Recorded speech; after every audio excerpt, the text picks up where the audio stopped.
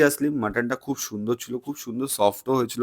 তো যারা মধ্যমগ্রাম, বারাসাত, হৃদয়পুর ওইদিকে দমদম থেকে দেখছো, বিআরডি থেকে দেখছো, তারা প্লিজ এসে একবার হলেও এখানকার বিরিয়ানিটা, এখানকার চিকেন চাপ তার সাথে মটন কষাটা একবার ট্রাই করে দেখো ভাই। আমার তো দুর্দান্ত লেগেছিল।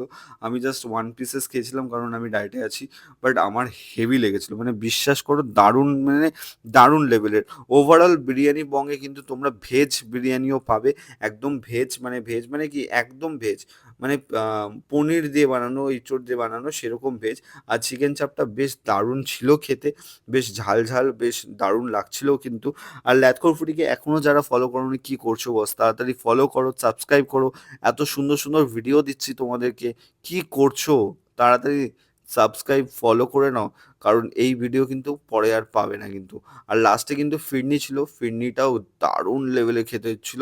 মানে আমার ওভারঅল সব খাবারই ভালো লেগেছিল।